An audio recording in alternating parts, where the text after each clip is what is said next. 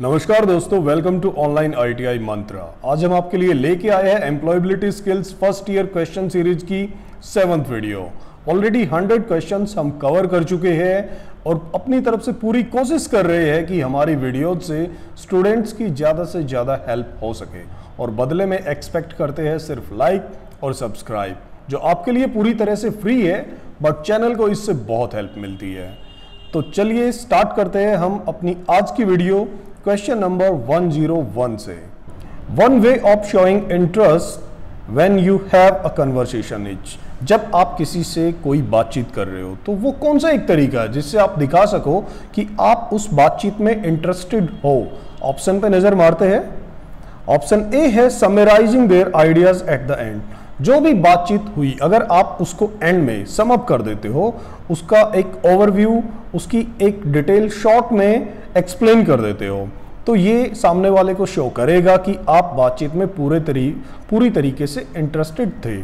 Option B है interfere as the speak. Interfere करना कभी भी इंटरेस्ट शो नहीं करता। सो जाना तो पूरी तरह से अनप्रोफेशनल बिहेवियर है, रूड बिहेवियर है। Speaking your point of view when not asked, जब आपसे पूछा ही नहीं गया, बीच बीच में आप अपने पॉइंट ऑफ व्यू बताते रहेंगे, तो ये एक डिस्टर्बिंग बिहेवियर को इंडिकेट करेगा और आपका इंप्रेशन पूरी तरह से नेगेटिव रहेगा। सामने वाले को लगेगा कि आप सिर्फ डिस्टर्ब करना चाहते हो, बातचीत में इंटरेस्टेड नहीं हो। So option A is the right answer. And में पूरे के पूरे आइडियाज को सम अप कर दीजिए। Let's move to the next question. Question number 102। Recording oneself speak in a smartphone can be useful. अगर आप अपनी बातचीत रिकॉर्ड कर लेते हो एक स्मार्टफोन में, तो वो आपके लिए यूजफुल कैसे हो सकता है। ऑप्शन ए है looking at it when you are free. खाली देखने से बात नहीं बनेगी। सो ऑप्शन ए हमारा कंप्लीट आंसर नहीं हो सकता। ऑप्शन बी है checking our strength and weakness as a communicator. अगर हम उस बातचीत को ध्यान से सुनते हैं, अपनी कमियां और अपने मजबूत पॉइंट हम उस बातचीत में नोट करते हैं, तो ये एज ए फीडबैक हमारे लिए काम करेगा और हमारी हेल्प करेगा अपने आप को सुधारने में। So option B is the right answer. ना तो वो फ्रेंड को दिखानी होती है और ना ही फेसबुक पे पोस्ट करनी होती है। Let's move to the next question. Question number 103। The top communication skills that can help in one's career. वो कौन सी टॉप कम्युनिकेशन स्किल्स है जो किसी की भी हेल्प करेगी उसके करियर की ग्रोथ में। Listening and confidence. अगर आप सामने वाले की बात को ध्यान से सुनते हो और कॉन्फिडेंट बने रहते हो, तो ये पूरी तरह से एक पॉजिटिव इंप्रेशन होता है सामने वाले के ऊपर। नॉन वर्बल कम्युनिकेशन मीन्स आपकी बॉडी लैंग्वेज। अगर आपकी बॉडी लैंग्वेज अच्छी है, एक्टिव है और वो शो करती है कि आप बातचीत में पूरी तरह से इंटरेस्टेड हो, कि कोई भी मीटिंग है उसमें कोई आइडियाज डिस्कस होता है, तो आपकी बॉडी लैंग्वेज एक्टिव है, तो वो शो करेगी कि आप एक्टिवली मीटिंग में पार्टिसिपेट कर रहे हो, कम्युनिकेशन में फुल्ली पार्टिसिपेट कर रहे हो, तो ये पूरी तरह से एक पॉजिटिव इंप्रेशन शो करेगा। Friendliness and open mindness. आपका बिहेवियर अगर फ्रेंडली है और आप ओपन माइंडेड हो, तो कोई भी आपसे बातचीत करने में हिचकिचाएगा नहीं। ये पूरी तरह से एक पॉजिटिव इंप्रेशन, सबसे कह सकते हैं सबसे ज़्यादा पॉजिटिव इंप्रेशन अगर कोई चीज़ क्रिएट करेगी तो वो होगी आपकी friendliness and open mindness. Overall हम कह सकते हैं कि ये तीनों ही चीज़ें जरूरी है। ये तीनों ही वो टॉप कम्युनिकेशन स्किल्स है जो आपकी हेल्प करती है करियर की ग्रोथ में। So option D, all of the above is the right answer. Let's move to the next question. Question number 104। What does hold on during a phone call mean. जब हम telephone call पे होते हैं और हम किसी को बोल देते हैं कि होल्ड ऑन, इसका क्या मतलब है? फोन को अच्छे से पकड़ना? जी नहीं। To wait for a short time, yes. Option B is the right answer. जब हम बोलते हैं कि होल्ड ऑन, इसका मतलब होता है कि थोड़े से टाइम के लिए वेट कीजिए, हम वापस आपसे कांटेक्ट करते हैं। ना तो कोई फ़ोन नीचे रखना होता है और ना ही फ़ोन स्विच ऑन या स्विच ऑफ करना होता है। So option B is the right answer. Let's move to the next question. Question number 105। When you are not able to repair equipment in time you should. Suppose कीजिए आप किसी company में एक mechanic का काम कर रहे हैं, आपके पास कोई डिवाइस आ गया, कोई इक्विपमेंट आ गया रिपेयर होने के लिए, और आप उसको टाइम पे रिपेयर नहीं कर पाए, तो एज ए प्रोफेशनल आपको क्या करना चाहिए? Tell the customer to wait for 1 more week as you have other jobs. अगर आप कस्टमर को बोलते हो कि आप एक हफ्ता का वेट कीजिए, मेरे पास और बहुत सारे काम है करने के लिए, तो ये कम्प्लीटली कस्टमर को नाराज़ करने वाली बात है, हम ऐसा नहीं बोलेंगे। Request the customer to give you 1 more week. जी हाँ, हमें रिक्वेस्ट करनी पड़ेगी कस्टमर की, उसको कन्विंस करना पड़ेगा कि हमें एक हफ्ते का टाइम और दे दीजिए।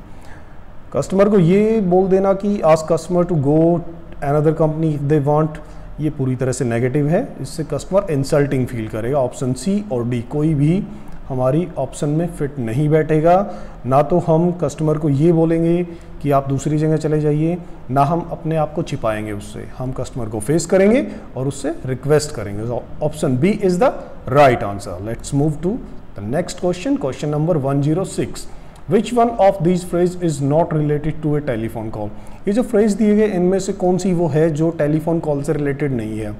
Pickup, hold on, call back, ये तीनों ही वो चीज़ है जो हम एक टेलीफोन कॉल के दौरान यूज करते हैं, बट मेकअप इनमें नहीं आता। मेकअप बिल्कुल ही अलग कैटेगरी का वर्ड है। So option B is the right answer.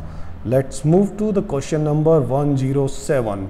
Which of these is used to introduce applicant to employer. Suppose कीजिए कि कोई इंटरव्यू देने गया है, किसी जॉब के लिए अप्लाई करने के लिए गया है, वो उस जॉब का एप्लीकेंट है, तो आगे जो चीज़ें दी गई है, जो 4 ऑप्शन दी गई है, जो 4 डॉक्यूमेंट्स दिए गए हैं, उनमें से कौन सा वो है जो उसकी हेल्प करेगा कि उसको इंट्रोड्यूस कराए एम्प्लॉयर के सामने, जहां उसको जॉब के लिए अप्लाई करना है उनके सामने उसका इंट्रोडक्शन इन 4 में से क्या देगा। क्या उसकी लीव एप्लीकेशन देगी? नहीं। क्या उसका मैरिज कार्ड देगा? नहीं। रिज्यूम ही वो चीज़ है जब हम कहीं पे भी जॉब अप्लाई करने जाते हैं तो सबसे पहले हम सामने टेबल पे अपना रिज्यूम रखते हैं। So option C is the right answer. Next question, question number 108। What can we write in our resume. हम अपने रिज्यूम में क्या लिखते हैं? अपनी क्वालिफिकेशन लिखते हैं, अपनी स्किल्स लिखते हैं और एक्सपीरियंस लिखते हैं, यानी कि ये सारी ही चीज़ें हम लिखते हैं। तो option D, all of the above is our answer. Question number 109। Appropriate body language and neat appearance can help achieve success in interview as they give confidence। देखिए, अगर आपकी बॉडी लैंग्वेज अप्रोप्रिएट है और अगर आपकी अपीयरेंस बिल्कुल clean है, आपने अपने पर्सनल हाइजीन का अच्छे से ध्यान रखा है, अच्छे कपड़े पहने हैं, शूज़ अच्छे से पॉलिश किए हैं, यानी कि आप अच्छे से रेडी होके गए हो, तो ये निश्चित ही आपकी हेल्प करता है, आपके अंदर कॉन्फिडेंस पैदा करता है जब भी आप किसी इंटरव्यू में जाते हो। तो ट्रू और फॉल्स में आंसर देना है। ट्रू और फॉल्स के जो क्वेश्चंस होते हैं वो बिल्कुल आसान होते हैं। कंडीशन अप्लाई की आप क्वेश्चन को बहुत ध्यान से समझे, बहुत ध्यान से देखे। सो option A, true is the right answer. Question number 110, यानी कि question number 110। Looking into the speakers I while listening and listener's eye while speaking show one as a confident person। अगर हम किसी से बातचीत करते हैं, सामने वाले की सुनते हुए अगर हम आई कांटेक्ट मेंटेन रखते हैं, या जब हम अपनी बात बोलते हैं उस टाइम पे हम आई कांटेक्ट को अच्छे से मेंटेन रखते हैं, तो निश्चित ही ये सामने वाले को दिखाएगा कि हाँ, हमारे अंदर कॉन्फिडेंस है, हम नज़रें चुरा नहीं रहे हैं, हम बिल्कुल अच्छे से आँख में आँख डाल के पोलाइट तरीके से बात कर रहे हैं। यस, ये हमारे कॉन्फिडेंस को शो करेगा। So option A, true is the right answer. Question number 111, यानी कि question number 111। Leave letters return to the instructor and the principal are informal letter. जी नहीं, जब आप छुट्टी के लिए एप्लीकेशन लिखते हो, बेशक आप इंस्ट्रक्टर को लिख रहे हो, बेशक आप प्रिंसिपल को लिख रहे हो, तो वो किसी भी तरीके से इनफॉर्मल लेटर नहीं होता। इनफॉर्मल बात तो बिना लिखे नॉर्मल तरीके से भी आप बोल सकते हो, वो पूरी तरह से एक फॉर्मल लेटर होता है, सारी फॉर्मेलिटी पूरी करनी पड़ती है, बड़े ध्यान से लिखना पड़ता है। सो ऑप्शन ए गलत है, ये पूरी तरह से फॉल्स स्टेटमेंट है। So option B is the right answer. Question number 112। How should one greet people. हमें लोगों से कैसे मिलना चाहिए, किस तरीके से मिलना चाहिए। जब भी हम दिन में फर्स्ट टाइम किसी से हेलो हाय करते हैं तो वो किस तरीके से करनी चाहिए। सैड फेस के साथ करनी चाहिए? बिल्कुल नहीं। प्लेजेंट स्माइल के साथ में। जी हाँ, हमें हंस के सामने वाले से मिलना चाहिए, हेलो हाय अपनी करनी चाहिए। ये एक पॉजिटिव इंप्रेशन और पॉजिटिव वाइब सामने वाले को भेजता है। एंग्री फेस और फियर, ये भी नेगेटिव इंप्रेशन ही क्रिएट करेंगे। So option B is the right answer. Question number 113। Personal hygiene include, देखिए पर्सनल हाइजीन से मतलब क्या है, हमारी अपनी खुद की साफ सफाई, उसमें क्या इंक्लूड होता है, shiny teeth, clean hair, nails, आपके दांत साफ हो, आपके बाल अच्छे से कटिंग किए गए हो, साफ सफाई हो उनमें, और नेल्स आपने अच्छे से कट कर रखे हो। तो ऑप्शन ए हमारा आंसर बिल्कुल हो सकता है। बाकी ऑप्शन पे नज़र मारते हैं। स्टेन टिथ, स्टेन टिथ से मतलब है कि जहाँ दांतों से स्मेल आ रही हो। ऑप्शन बी में स्टेन टिथ है, सी में स्टेन टिथ है, डी में स्टेन टिथ है, तो तीनों ही ऑप्शन गलत है। ये पर्सनल हाइजीन का पार्ट बिल्कुल नहीं है। Option A is the right answer. दांत साफ हो, बाल साफ हो और नेल्स अच्छे से कटे हो। So option A is the right answer. Let's move to the next question, question number 114। Playing with phone और other object while listening to someone is, मान लीजिए कोई हमसे बात कर रहा है, हम उसकी बात को सुन भी रहे हैं और साथ के साथ हम फ़ोन में गेम खेल रहे हैं या फ़ोन के साथ में वैसे खेल रहे हैं, या कोई भी और ऑब्जेक्ट, कोई भी और चीज़ उठा के हम बातचीत के दौरान उसके साथ में खेल रहे हैं, तो क्या ये ठीक है? क्या ये अच्छा बिहेवियर है? बिल्कुल नहीं, ये पूरी तरह से एक बैड बिहेवियर है। केयर हम सामने वाले की बिल्कुल नहीं कर रहे हैं। So option B is the right answer. Question number 115। Nodding the head is an important visual sign to show that you are listening. आप किसी से बातचीत कर रहे हो और अपने सर को साथ के साथ सहमति में हिला रहे हो। नोडिंग द हेड का मतलब होता है सहमति में सर को हिलाना। बातचीत में अगर आप करते हो या इस तरीके की बॉडी लैंग्वेज अगर आप यूज़ करते हो, तो ये सामने वाले को शो करता है कि आप बातचीत में इंटरेस्टेड हो, बिल्कुल शो करता है। सो ये स्टेटमेंट पूरी तरह से ट्रू है। Question number 116। Unawareness of the difference between good and bad touch leads to unpleasant experience. अगर कोई अवेयर नहीं है, अनअवेयर है पूरी तरह से गुड और बैड टच को लेके, उसको पता ही नहीं है कि कौन सा गुड टच है कौन सा बैड टच है, तो क्या ये उसको मुसीबत में डाल सकता है, उसको कोई अनप्लेजेंट एक्सपीरियंस दे सकता है? बिल्कुल दे सकता है। सो ये स्टेटमेंट भी पूरी तरह से ट्रू है। Option A is the right answer. Question number 117। Which one of this is an example of bad touch. आगे जो ऑप्शन दिए गए इनमें से बैड टच का एग्जाम्पल क्या है? पैट फ्रॉम द टीचर, ये होता है कि जब टीचर प्यार से आपके सर पे हाथ फेरते हैं, तो ये कोई बैड टच नहीं होता। Parents bathing to you as a small child, बच्चे को पेरेंट्स नहलाते ही है, ये बैड टच में आएगा ही नहीं। ब्रदर पुलिंग योर चिक्स, अगर आपका भाई आपके गालों को पकड़ के खींचता है तो ये भी बैड टच में इंक्लूड नहीं होता। भाई बहन के बीच में ऐसी शरारतें खूब चलती है, भाई भाई के बीच में या भाई बहन के बीच में ऐसी शरारतें खूब होती है, ये बैड टच का एक पार्ट बिल्कुल भी नहीं है। Option D, stranger touching you और अलोन, जब कोई भी स्ट्रेंजर आपको टच करता है जब आप अकेले होते हो, स्पेशली गर्ल्स के साथ में ऐसे हादसे होते हैं, उनको गुड टच और बैड टच का पूरी तरह से पता होना चाहिए। जब भी कोई स्ट्रेंजर अकेले में टच करता है तो वो पूरी तरह से एक बैड टच कंसिडर किया जाएगा। So option D is the right answer. Question number 118। When somebody you don't know touch you it is good to, जब कोई ऐसा इंसान, कोई स्ट्रेंजर जिसको आप जानते नहीं, वो आपको टच करता है तो क्या ठीक रहेगा उस टाइम पे? ऑप्शन ए है साउट नो लाउडली, ना में चिल्लाना जोर से, बिल्कुल सही है। Go away from that person place, उस पर्सन के पास से या उस जगह से चले जाना, ये भी बिल्कुल सही है।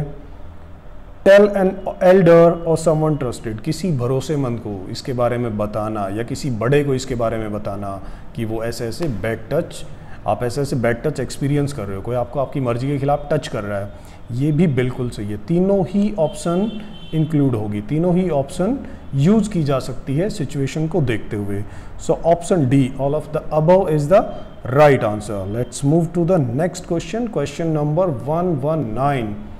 आई feel good, happy, loved and protected when I experience a good touch. देखिए गुड टच से क्या मतलब है? जो आपको खुशी दे, आपको लगे कि कोई आपसे प्यार कर रहा है और उस टाइम पे आप प्रोटेक्टेड भी फील करोगे, तो ये स्टेटमेंट पूरी तरह से ट्रू है। So option A, true is the right answer. मैं आपको पहले भी बता चुका हूँ कि ट्रू और फॉल्स के जो क्वेश्चंस है वो बहुत आसान होते हैं अगर आप स्टेटमेंट को अच्छे से पढ़ लो और समझ लो।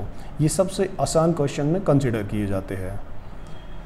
Let's move to the next question, next and final question of this video, question number 120, question number 120।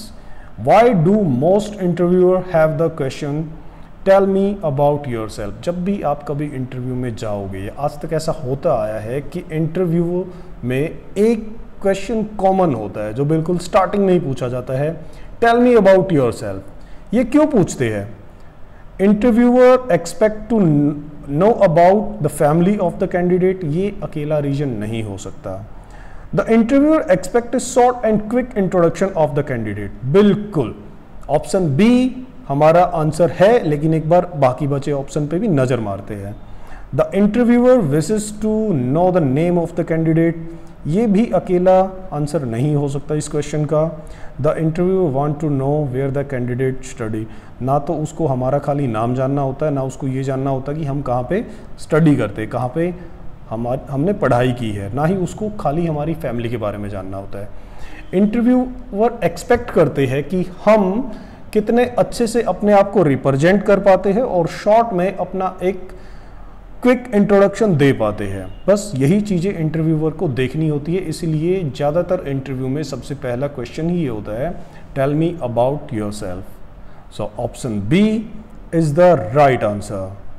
ये थी हमारी आज की वीडियो पसंद आई तो लाइक ज़रूर कर दीजिएगा और चैनल को सब्सक्राइब कर लीजिएगा, ताकि ऐसी ही इंपॉर्टेंट वीडियो जब भी अपडेट हो आपको नोटिफिकेशन मिल जाए। जल्दी मिलते हैं नेक्स्ट वीडियो में, तब तक के लिए बाय बाय, टेक केयर।